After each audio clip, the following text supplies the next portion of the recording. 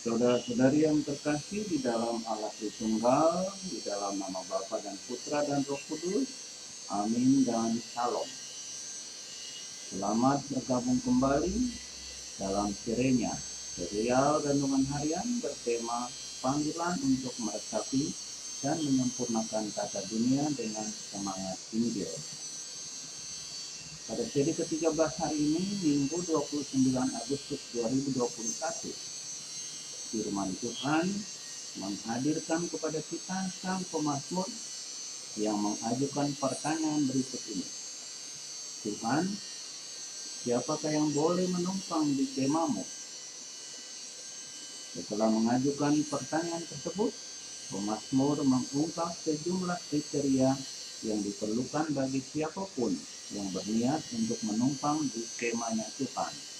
Mazmur bab 15 ayat 2-3a, ayat 3cd sampai 4ab dan ayat 5.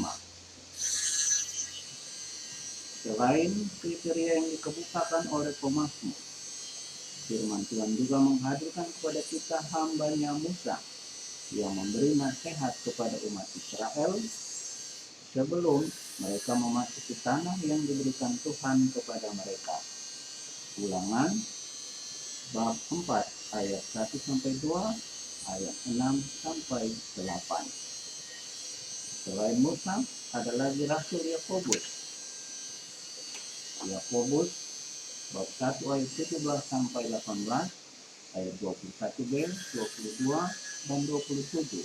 Dan akhirnya ada Tuhan kita Yesus Kristus sendiri yang tampil dalam Injil Markus bab 7 ayat 1-8, 14-15, 21-23.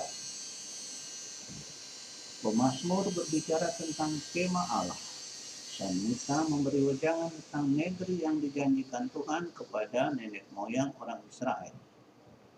Rasul Yakobus berbicara tentang firman kebenaran yang berkuasa untuk menyelamatkan jiwa dan kemudian mengundang para pembaca suratnya untuk menjadi pelaku firman.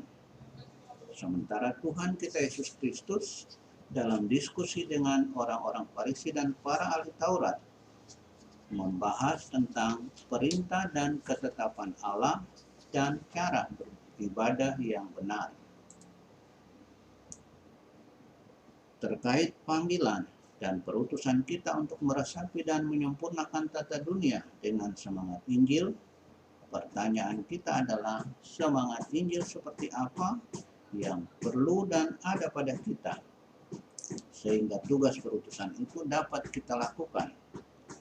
Dan kita bersyukur bahwa firman Tuhan merekomendasikan sejumlah perilaku berikut ini untuk kita miliki. Dari pemazmur, perilaku tidak bercela, tidak menyebarkan fitnah dengan lidah, tidak berbuat jahat terhadap teman, tidak mencela tetangga, tidak memandang hina orang yang tercela, tidak makan riba dan tidak menerima suap, berlaku adil, berkata benar, menjunjung tinggi orang yang takwa, dan berpegang pada sumpah. Dari Musa, berpegang pada perintah Tuhan, melakukan perintah Tuhan dengan setia, dan tidak menambah atau mengurangi perintah.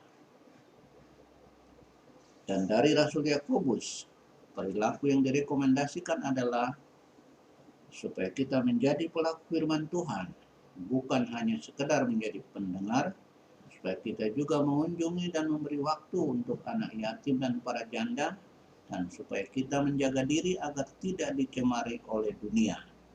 Dan dari Tuhan kita Yesus Kristus sendiri, kita menerima rekomendasi tentang perilaku supaya kita tidak munafik, supaya kita mengutamakan perintah Allah, supaya kita tidak najis secara moral maupun secara rohani dan secara sosial. Saudara-saudari terkasih, dengan perilaku-perilaku yang mengalir dari Injil dan firman Tuhan ini, mari kita masuk ke dalam tata dunia kita masing-masing, ke dalam keluarga, ke dalam masyarakat, dalam lingkungan hidup kita, di mana kita ada dan kita hidup, dan kita sempurnakan dengan semangat Injil seperti ini. Semoga Tuhan memberkati kita sekalian di dalam nama Bapa, dan Putra, dan Roh Kudus. Amin.